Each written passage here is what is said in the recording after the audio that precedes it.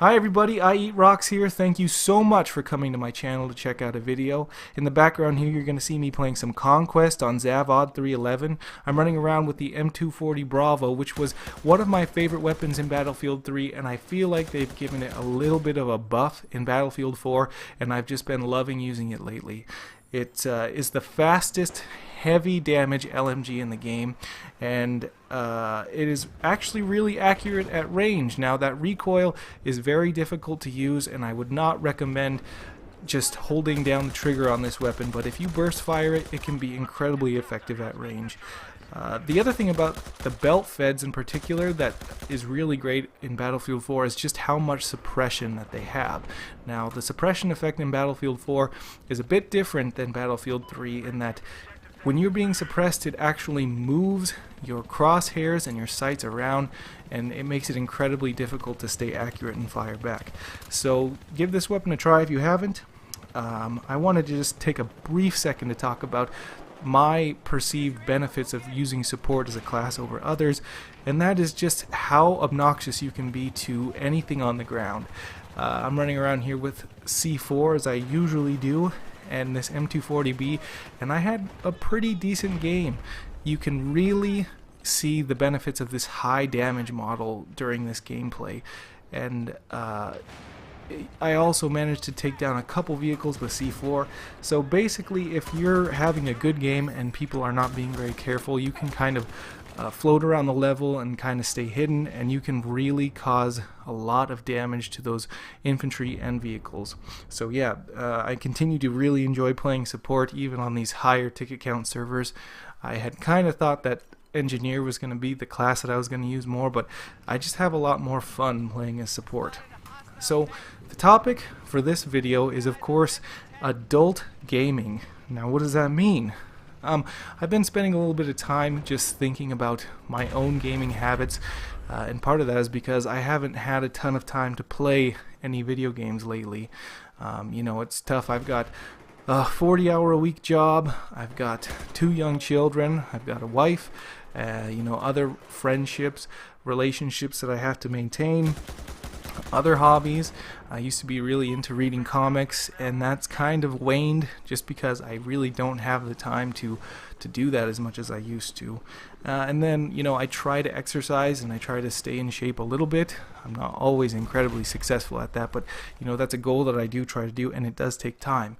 So, you know, I think that it's a very interesting topic, and I don't think that a ton of people talk about it, but I really feel like we're in a generation of people who grew up playing video games. So, you know, the young adults, the young professionals in this world they grew up playing games, whether it's, you know, whatever console or PC you played on, you know, and now we're seeing where people who don't even consider themselves gamers are playing games, whether it be on their phone or their tablet or their Facebook page or whatever. And really, gaming culture is starting to become a mainstream thing, and that's pretty new to gaming culture overall. And one of the really good benefits of that is that hopefully culture is starting to move away from these really you know, old and not very pleasant stereotypes of gamers. You know, sometimes when you go on the internet and you read forums and you read Twitter accounts, you kind of shake your head because there's a lot of people proving these shallow stereotypes every day. But by and large, the majority of adult gamers are, you know, respectful, they're employed, they're dependable, they're just regular everyday people who prefer gaming over other hobbies. And I think that's really great. I think that it's about time. You know, there's still this tendency in our culture to look at video games as the root of evils that happen in our society, and I think that that's not unique to video games. It happened to comics, it happened to heavy metal, it happened to rap music. Every time a new popular medium comes along, culture kind of points to it and says, this is why these things are happening. But the truth is that a lot of these terrible behaviors are ancient and going back a long time, and you can blame it on whatever media you want, but part of its human nature, part of its nature, nurture, whatever. I really don't want to get into that discussion on this video, but yeah, so I just kind of wanted to say that it's nice to see, and it's nice to see mature coverage of the hobby that we all enjoy. But more importantly, I wanted to talk a little bit about balancing your responsibilities while being a gamer.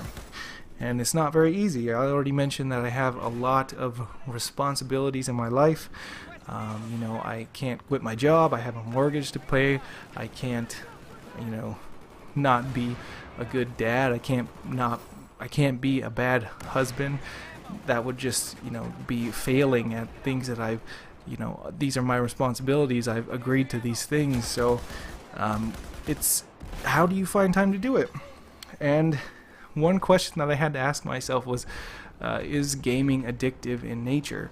Now, I think there are some people that don't really have a hard time with this, but you know, I know myself enough to admit that yes, I do feel like a lot of games are addictive in nature to me, and that's something that I have a hard time with, and it's hard for me to balance indulging my desires to play games. It's difficult to be able to say I've had enough, I need to do other things, and to actually have responsible priorities.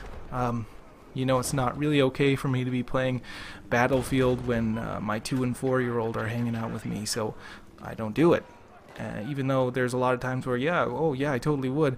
And I think that is how I can tell that I do have an issue with addictive behaviors in gaming, because if I'm being honest with myself, if I just sat down and had the ability to do whatever I want, at least for a short time, I would binge on video games.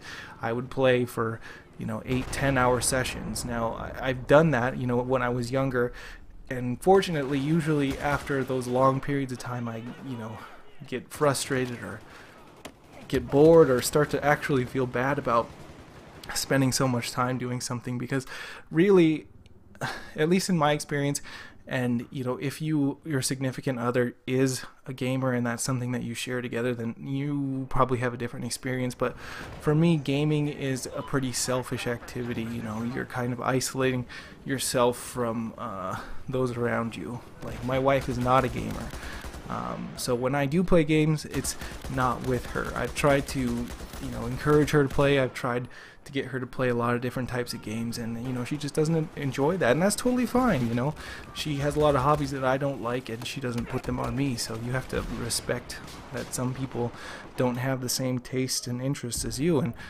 that's totally cool.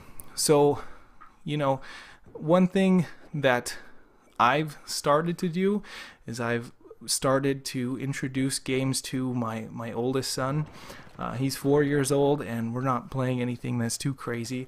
You know, we've been playing through my old NES titles, whether it be Mario, a lot of Mario games, some Kirby, even a few simple fighting games, some Super Street Fighter, even some Marvel vs. Capcom, because he's really into superheroes.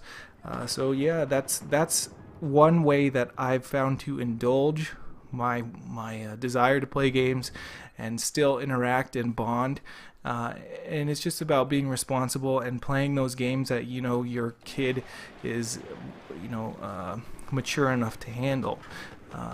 We actually got for Christmas Lego Marvel, Lego Marvel Superheroes, and it's just been, you know, an absolute blast. It's really fun to, at the same time, teach my son about comics, which is something that I really enjoy and I'm passionate about, and play a game. So, you know, those kind of tricks are great, and if you can do it, do it. In fact, I'm thinking about putting up some video maybe about that game, because it's been really fun. But you know, gaming is just like any other hobby. I think everything is good in moderation, so you can't overdo it. Anyways, thank you so much for coming by my channel to check out this video. Let me know down below your thoughts on gaming as an adult, and keeping that healthy balance between indulging your gaming habits and not being selfish. So I'll talk to you later. Thanks.